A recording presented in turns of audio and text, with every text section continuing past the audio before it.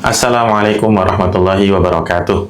Alhamdulillah, wassalatu wassalamu ala rasulillah, wa ala alihi wa sahbihi wa mawalah. Sahabatku, dimanapun antum berada, hafizakumullah ta'ala. Saya punya cerita. Dulu, Rasulullah Shallallahu Alaihi Wasallam pernah didatangi oleh seorang perempuan, sahabiyah, namanya Ummu Qujjah. Ummu Qujjah ini istrinya Aus bin Sabit al-Ansori. Nah, sahabat Aus itu gugur dalam sebuah peperangan dan dia meninggalkan keluarga, seorang istri yaitu Ummu Qujjah tadi dan 3 anak perempuan. Tapi semua hartanya Aus bin Sabit diambil oleh 2 saudara laki-lakinya. 2 abangnya lah, kita bahasainnya begitu. Maka kemudian Ummu Qujjah itu datang mengadu kepada Rasulullah Sallallahu Alaihi Wasallam.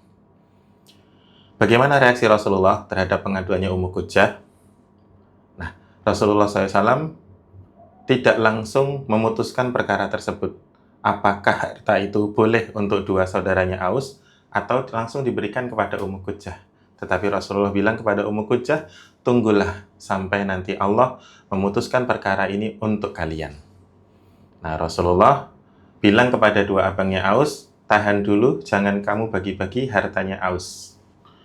Tidak lama setelah itu, Allah Subhanahu wa Ta'ala menurunkan firman-Nya dalam surah An-Nisa ayat 7 yang berbunyi, A'udzubillahi minasyaitonirrajim, Bismillahirrahmanirrahim. Lirrijali nasibum mimma tarakal walidani wal aqrabun walin nisa'i nasibum mimma tarakal walidani wal aqrabun mimma qalla minhu aw kasur nasiban mafruḍa. Artinya, bagi laki-laki ada hak waris dari peninggalan orang tua maupun kerabatnya. Dan bagi perempuan juga ada hak waris yang ditinggalkan dari orang tua maupun kerabatnya. Entah jumlah warisan itu banyak ataupun sedikit, sudah ditetapkan oleh Allah Subhanahu wa Ta'ala.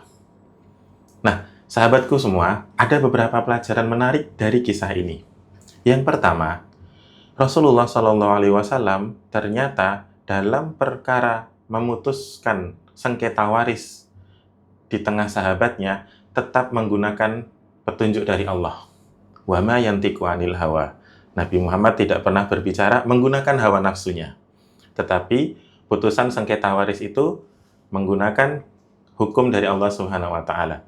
Maka kemudian Nabi Muhammad membagi untuk Ummu Qujjah 1/8, 2/3 untuk 3 anak perempuannya Aus dibagi rata di antara mereka, sisanya diberikan kepada 2 saudara laki-lakinya Aus bin Sabit al-Ansori. Ini penting. Nomor 1 pelajarannya, memutuskan sengketa waris harusnya menggunakan hukum Allah Subhanahu wa Ta'ala sebagaimana yang telah dilakukan oleh Nabi Muhammad. Yang kedua, ternyata Rasulullah itu orang yang secara sosial sangat bagus. Ya, dia memahami kondisi masyarakatnya. Bahkan Rasulullah itu mudah ditanya. Bayangkan seorang perempuan tiba-tiba datang kepada Rasulullah lalu mengeluhkan masalah harta. Nah, ini pelajaran untuk para laki-laki, para suami. Jadi, santai aja. Kalau ternyata ibu-ibu atau istri kita itu mengeluhkan atau mengadukan perkara keuangan, itu sudah sunnahnya. Karena kita laki-laki, lirrijal. Laki-laki itu adalah qawwamuna 'alan nisa. Ar-rijalu qawwamuna 'alan nisa.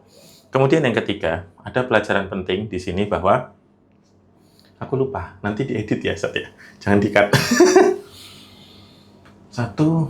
Berarti dari kata-kata jangan di pertengahan dari kata-kata mau nyebutin hadis ya dia. Yang ketiga, Oh, iya, nah aku lupa. Nah yang ketiga, nah itu nanti aku mulai lagi dari yang 1 pakai wahyu, 2 tadi apa? 1 pakai wahyu, 2 laki-laki itu mudah ditanya. Yang ketiga, ada pelajaran akhlak di sini. Karena sebetulnya semua syariat Allah Subhanahu wa Ta'ala yang dibebankan kepada manusia itu dalam rangka untuk meningkatkan kualitas akhlaknya. Nah, dalam praktek pembagian waris menggunakan hukum Islam, jika seorang muslim mengaplikasikan faraid ini dalam sengketa keluarganya, maka akhlaknya akan bertambah baik. Kenapa demikian?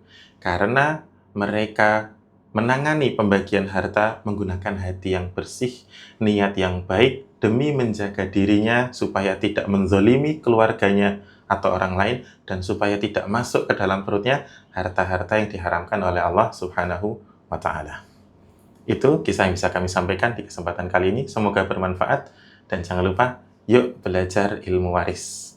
Semoga Allah menjadikan keluarga kita harmonis. Amin amin ya rabbal alamin.